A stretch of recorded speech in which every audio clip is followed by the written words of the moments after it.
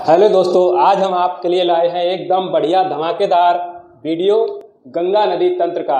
जैसा कि हिमालय नदी तंत्र चल रहा था, उसमें हमने पढ़ा दिया था सिंधु नदी तंत्र। सिंधु नदी तंत्र के बाद आज हम पढ़ाएंगे गंगा नदी तंत्र। गंगा नदी तंत्र ये आपको अभी देखने में थोड़ा बड़ा सा लग रहा होगा और थोड़ा कम भी दिख रहा होगा, लेकिन बहुत ही सॉलिड तरीके से और बहुत ही अच्छे तरीके से आज हम इसको एक्सप्लेन करने वाले हैं। बस इतना ही पढ़ लेना है, किसी भी परीक्षा में इतने से ही आ जाएगा। तो चलिए शुरू करते हैं। गंगा नदी का उद्गम। गंगा नदी का उद्गम कैसे हुआ, कैसे इसका नाम गंगा नदी पड़ा और किन किन नदियों के मिलने के बाद ये गंगा नदी कहलाती है, तो शुरू करते हैं। सबसे पहले बात करते हैं हम अलकनंदा नदी की। ठीक, अलकनंदा नदी जो है वो सतोपथ हिमानी से निकलती है।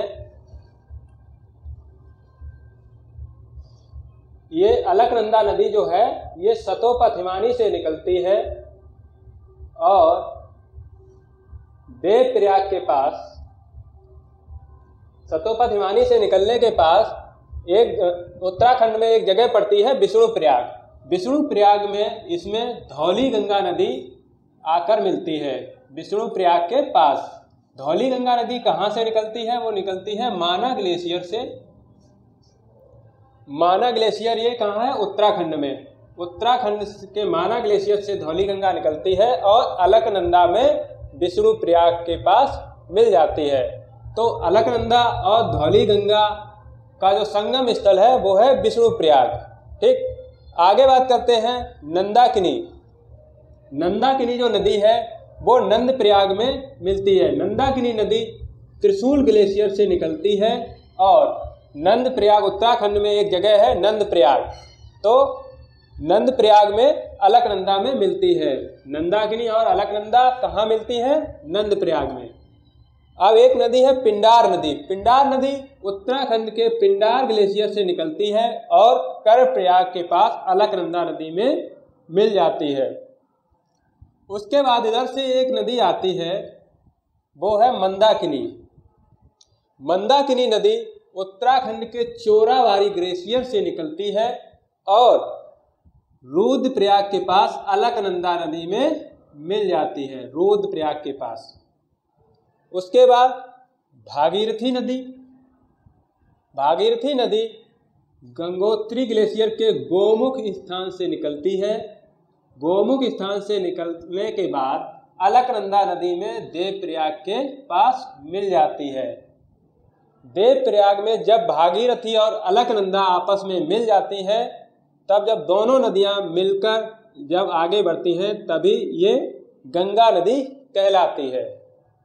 ठीक है, तो ये जो जितने भी प्रयाग हैं, प्रयाग किसे कहते हैं? दो नदियों के संगम स्थल को प्रयाग कहते हैं।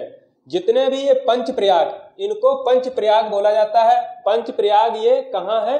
उत्तराखंड में। पांचों प्रयाग उत्तराखंड में स्थित हैं। ठीक है, भागीरथी नदी में एक नदी निकलती है यहाँ से, भीलांगना नदी। भीलांगना नदी पर एक बांध बना हुआ है, वो है टिहरी बांध। ये भारत का सबसे ऊंचा बांध है। टिहरी बांध भारत का सबसे ऊंचा बांध है, वो भागीरथी और भीलांगना नदी पर बना हुआ है। ठीक, जब भागीरथी और अलकनंदा नदी आपस में मिल जाती हैं देवप्रयाग में, तब गंगा नदी कहलाती है। इस प्रकार गंगा नदी में कितनी नदियों का जल आता है? अलकनंदा, धौली गंगा, नंदाकिनी, पिंडार नदी, मंदाकिनी और भागीरथी। 5 नदियों का जल गंगा नदी में आता है और देवप्रयाग के बाद ये गंगा नदी कहलाती है। गंगा नदी जो है वो सबसे पहले ऋषिकेश, ऋषिकेश के बाद हरिद्वार, हरिद्वार के बाद गंगा नदी मैदानी भागों में प्रवेश करती है।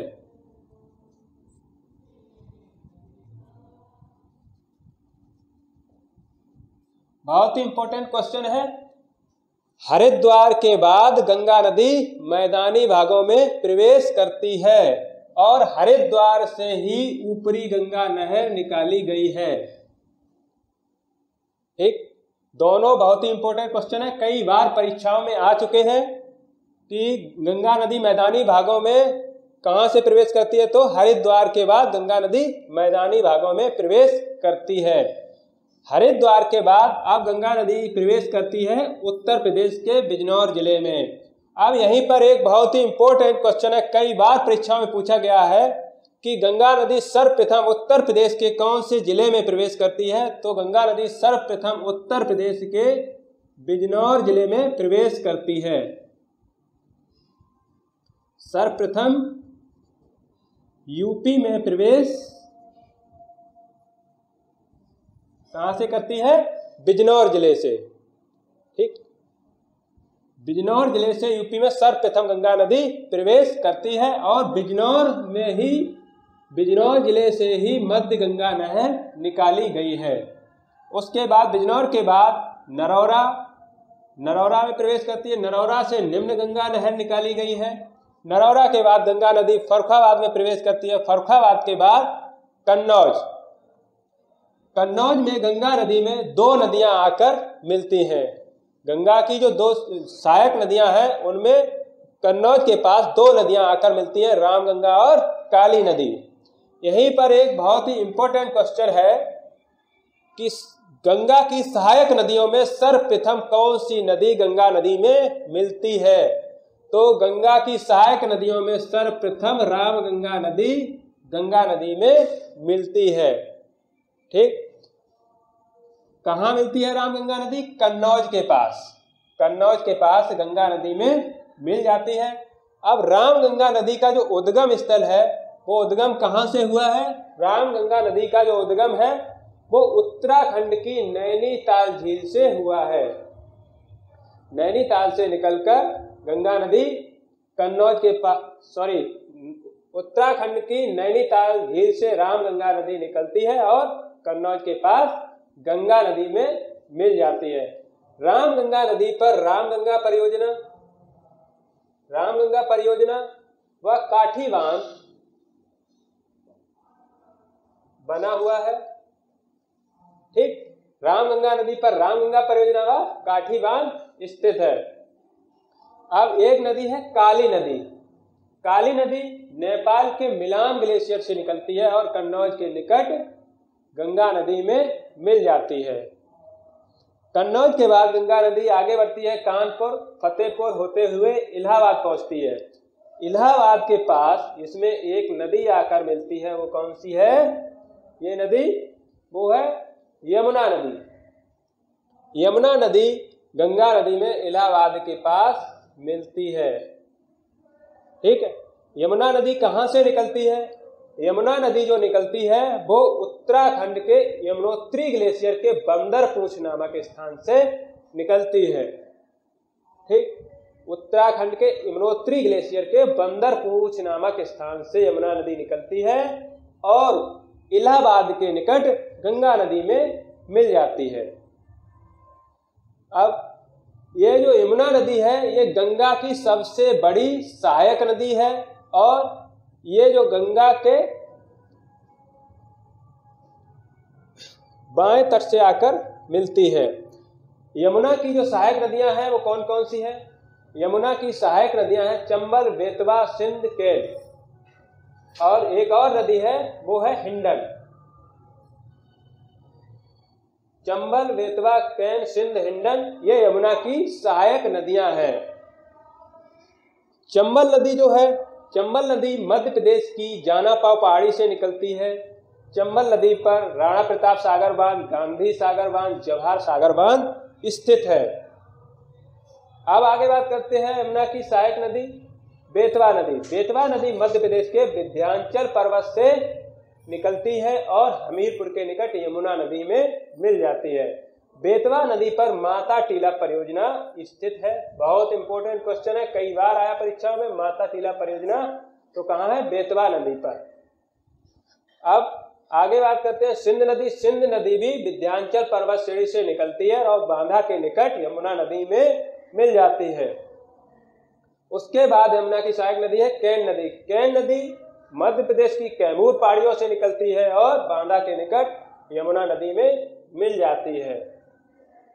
इलाहाबाद के बाद फिर आगे बढ़ती है गंगा नदी, मिर्जापुर, वाराणसी, गाजीपुर, बलिया होते हुए अब एक गाजीपुर में, उत्तर प्रदेश के गाजीपुर जिले में एक नदी आकर गंगा नदी में मिलती है। वो कौन सी है? गोमती नदी। गोमती नदी उत्तर प्रदेश की फुल्लर झील से निकलती है। कई बार परीक्षाओं में आया है गोमती नदी। तो गोमती नदी उत्तर प्रदेश के पीलीभीत जिले की फुल्लर झील से निकलती है। दोनों चीजें याद रखनी है आपको, फुल्लर झील और पीलीभीत जिला। उसके बाद एक इम्पोर्टेंट क्वेश्चन है गोमती नदी का कि गोमती नदी का उद्गम मैदानी भागों से होता है। उद्गम मैदानी भागों से होता है। गोमती नदी का जो उद्गम होता है वो मैदानी भागों से होता है। उसके बाद गाजीपुर के बाद बलिया। अब यहीं पर एक इम्पोर्टेंट क्वेश्चन है, गंगा नदी उत्तर प्रदेश में आखिर में कौन से जिले में बहती है? यह आखिरी में उत्तर प्रदेश का कौन सा जिला पड़ता है? तो बलिया। अब गंगा नदी जो है वो उत्तर प्रदेश में कहाँ? बिजनौर से और बलिया तक, बिजनौर से बलिया तक बहती है। गंगा नदी में जो गंगा नदी का जो प्रवाह क्षेत्र है, बहाव क्षेत्र है, वो सबसे ज़्यादा उत्तर प्रदेश में ही है। उत्तर प्रदेश के 28 जिले, उत्तर प्रदेश के 28 जिलों से होकर गंगा नदी निकलती है। और सबसे पहले गंगा नदी उत्तर प्रदेश के बिजनौर जिले में और सबसे आखिर में बलिया। उसके बाद गंगा नदी प्रवेश करती है बिहार में। बिहार में गंगा नदी सबसे छपरा, छपरा के निकट गंगा नदी में एक नदी आकर मिलती है। वो कौन सी है? घाघरा नदी। घाघरा नदी गंगा नदी में छपरा के निकट आकर मिल जाती है। घाघरा नदी कहाँ से निकलती है? तो घाघरा नदी निकलती है नेपाल के मपसा तुंग हिमानी से या मपसा तुंग ग्लेशियर से निकलती है। नेपाल के मपसा तुंग ग्लेशियर से घाघरा नदी निकलती है और छपरा के निकट गंगा नदी में मिल जाती है। उसके बाद गंगा नदी पहुंचती है पटना। पटना के पास एक और नदी आकर मिलती है इधर से। वो कौन सी नदी है? सोन नदी। सोन नदी मध्य प्रदेश की अमरकंटक पहाड़ियों से निकलती है और पटना के निकट गंगा नदी में मिल जाती है। सोन की जो सहायक नदियां हैं वो रिहंद, कोयल, ये सोन की सहायक नदियां हैं। रिहंद नदी पर रिहंद सागर परियोजना बनी हुई है। अब आगे बात करते हैं हाजीपुर। बिहार के हाजीपुर जिले में एक नदी आकर मिलती है। वो कौन सी है? गंगा की सहायक नदी गंडक नदी। गंडक नदी बिहार के हाजीपुर जिले में गंगा नदी में मिलती है। और गंडक नदी कहाँ से निकलती है? ये नेपाल से निकलती है और नेपाल के एवरेस्ट व धौलागिरी पहाड़ियों के बीच से निकलती है। एवरेस्ट व धौलागिरी पहाड़ियों के बीच से गंगा नदी निकलकर बिहार के हाजीपुर जिले में गंगा नदी में मिल जाती है। उसके बाद आगे गंगा नदी बढ़ती है भागलपुर जिले में। भागलपुर जिले में एक नदी आकर मिलती है। वो कौन सी है? कोसी नदी। कोसी नदी का उद्गम स्थान है नेपाल का गोसाईथान पहाड़। कोसी नदी नेपाल के गोसाईथान पहाड़ से निकलती है और भागलपुर के निकट गंगा नदी में मिल जाती है।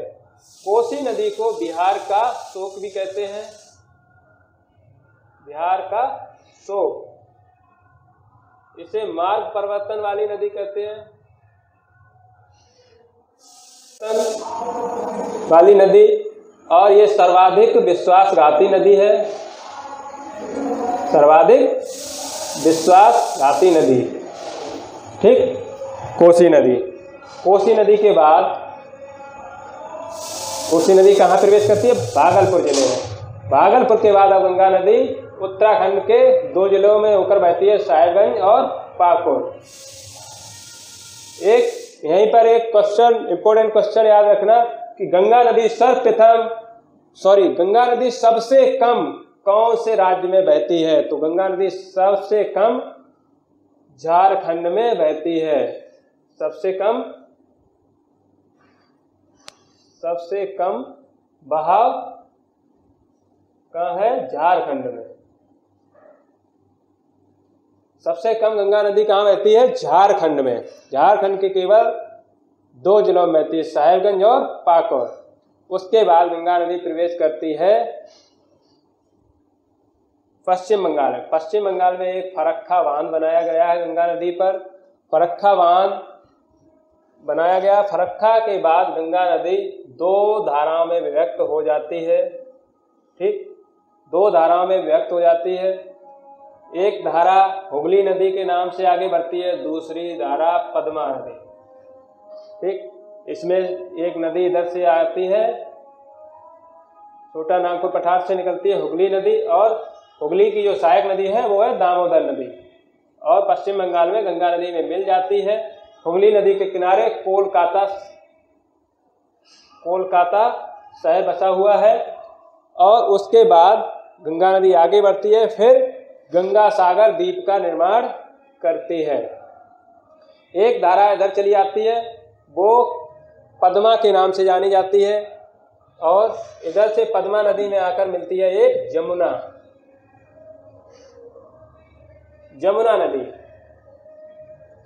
नदी आकर मिलती है। जब जमुना और पद्मा की संयुक्त धारा जब आगे बढ़ती है तो वह क्या कहलाती है? मेघना, क्योंकि एक मेघना नदी भी इधर से आकर मिल जाती है। तब गंगा और ब्रह्मपुत्र नदी को बांग्लादेश में जमुना कहते हैं, गंगा नदी को बांग्लादेश में पद्मा नदी कहते हैं। बहुत ही इंपॉर्टेंट क्वेश्चन है, ध्यान रखना कि गंगा नदी को बांग्लादेश में किस नाम से जाना जाता है? तो पद्मा। ब्रह्मपुत्र नदी को बांग्लादेश में किस नाम से जाना जाता है? तो जमुना और पद्मा की संयुक्त धारा को क्या कहते हैं? मेघना।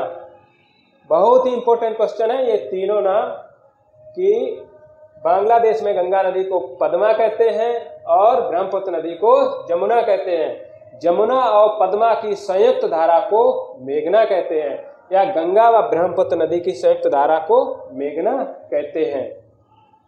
उसके बाद ये यहीं पे एक डेल्टा बनाती है। विश्व का जो सबसे बड़ा डेल्टा है वो है सुंदरवन का डेल्टा, जो गंगा और ब्रह्मपुत्र दोनों नदियां मिलाकर बनाती हैं। तो ये सुंदरवन का डेल्टा कहलाता है। सुंदरवन का डेल्टा बहुत इंपॉर्टेंट क्वेश्चन है कि सुंदरवन का डेल्टा किन 2 नदियों के बीच स्थित है? तो सुंदरवन का डेल्टा हुगली नदी और मेघना नदी के बीच स्थित है। ठीक, यह विश्व का सबसे बड़ा डेल्टा है। कहाँ है ये? अगर भारत में पूछा जाए तो पश्चिम बंगाल में, और वैसे भारत और बांग्लादेश दोनों में स्थित है। उसके बाद गंगा नदी क्या होती है? बंगाल की खाड़ी में गिर जाती है। ठीक है, चलिए यहीं पे आपकी क्लास खत्म करते हैं। आपको अच्छे से समझ में आया होगा। अगर आपको अच्छे से समझ में आया है, और बहुत कुछ इसमें तो हमने बहुत कुछ थोड़ा थोड़ा बताया, आगे और अच्छे से बताएंगे।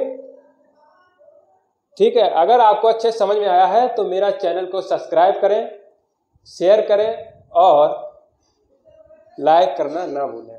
थैंक यू, धन्यवाद।